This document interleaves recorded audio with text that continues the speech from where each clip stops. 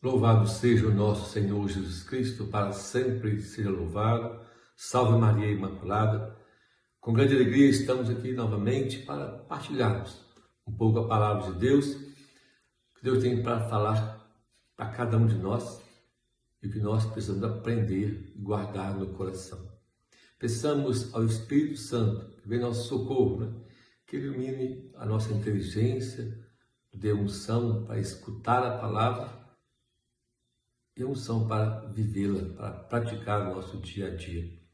O Evangelho desta quarta-feira está em Mateus 23, 27 a 32.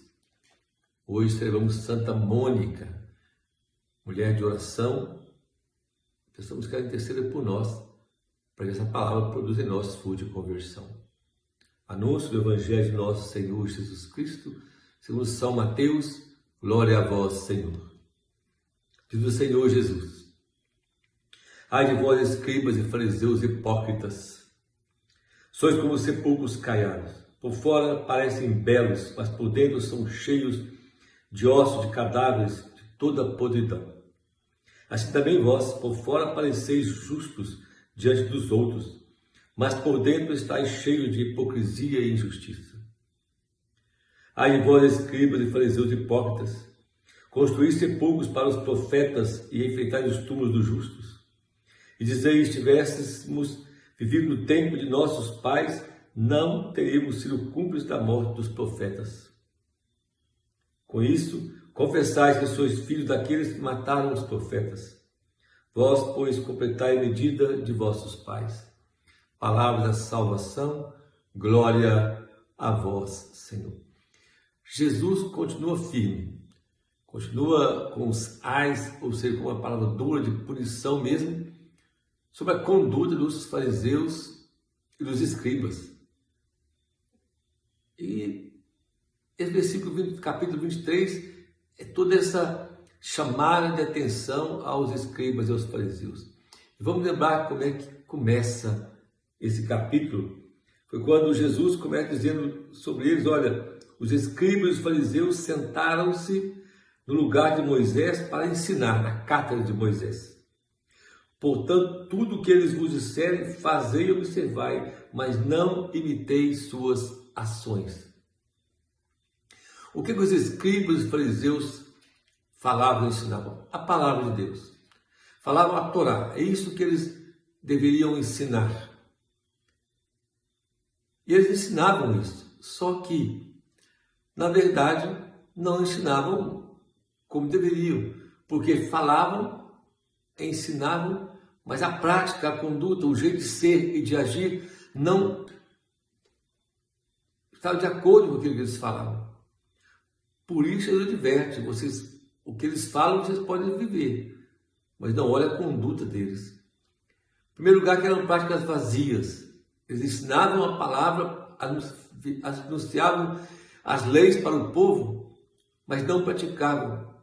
Em outro lugar, logo adiante, Jesus vai até denunciá-lo, que eles colocavam um fardo pesado sobre os outros, conquistavam um prosélito, depois fazia dele, não deixava ele entrar no céu, nem eles entravam, nem deixavam os outros entrar, porque eles pregavam a lei, a palavra de Deus, mas com a prática vazia, impunham sobre os outros fardos pesados, mas eles não tocavam, nem com o dedo.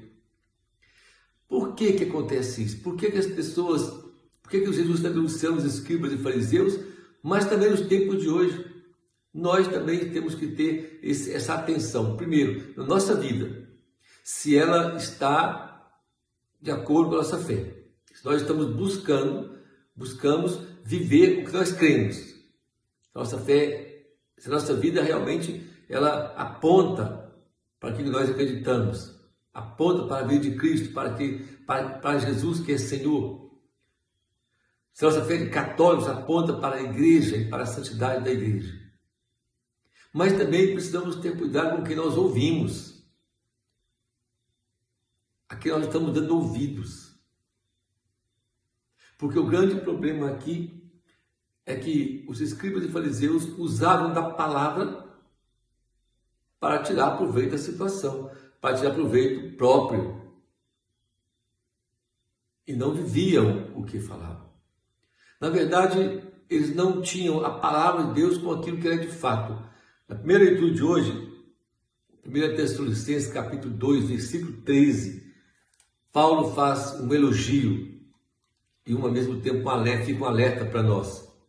Quando ele diz assim: agradecemos a Deus sem cessar, porque o recebestes a palavra de Deus que ouviste de nós, vós a recebeste não como palavra humana, mas como que ela é de fato, palavra de Deus que age em vós que acreditais. É a maneira que nós lemos a palavra e como nós cremos nela é que é a nossa vida. Nós temos que pegar a palavra, a Bíblia, a Sagrada Escritura, ler e saber que nós estamos lendo uma pessoa, é Cristo Jesus. E que nós conversamos com Ele e que essa leitura deve penetrar a minha alma, ou seja, Cristo deve me falar na palavra. Eu preciso crer que aqui é palavra de Deus, não é palavra de homens, é palavra de Deus. E essa palavra tem poder na minha vida, transformar a minha vida. A minha vida é a vida dos outros. Mas tem que transformar mesmo, não pode só fazer de conta. O grande problema dos escribas e fariseus é que eles não tinham essa fé, uma fé bem autêntica, de aquela lei, aquela palavra era de Deus, como nós também precisamos perceber isso. Se nós cremos que realmente a palavra é a palavra de Deus mesmo, é palavra que cura, que liberta, é palavra que transforma a nossa vida, é palavra que deve fazer parte da minha vida e a minha conduta deve pautar na palavra. A referência da minha conduta é a palavra de Deus. Um católico, um cristão, não pode ter referência na sua conduta com o mundo ou as leis deste mundo, ou as opiniões dos outros, ou artista de televisão, ou aquela música, aquela banda, aquela novela. Não. Não são as leis, não são os ensinamentos desse mundo que devem pautar a nossa vida. O cristão deve ter referência da sua vida à palavra de Deus. A palavra de Deus, escrita e transmitida pela Santa Igreja. É aí que eu devo pautar a minha vida. A referência, pela qual eu tomo as minhas decisões, faço as minhas escolhas, é a palavra de Deus. A moral da minha vida deve estar fundamentada na palavra de Deus. Eu devo crer realmente que é palavra de Deus, como diz São Paulo. Palavra que não é palavra humana, mas como que ela é de fato, palavra de Deus que age em vós que acreditais. E se eu creio, a palavra me transforma. Se eu creio realmente que é palavra de Deus, essa palavra tem força na minha vida, de cura, libertação, de salvação, não só na minha vida, mas na minha casa, na minha família, aqueles que escutam. Porque eu creio que aqui Deus me fala, é o próprio Deus falando comigo e direcionando a minha vida. Peçamos ao Senhor pela intercessão de Santa Mônica, porque os santos só foram santos porque fizeram isso, acreditaram na palavra de Deus como aquilo que ela é de fato, palavra de Deus, que age e transforma a nossa vida. Fez os santos. É isso que nós precisamos fazer. Por isso, peçamos a Santa Mônica que interceda por nós, para que nós possamos crer na palavra de Deus, que é a palavra de poder, que transforma, que cura, que salva, que liberta, que nos dá plenitude.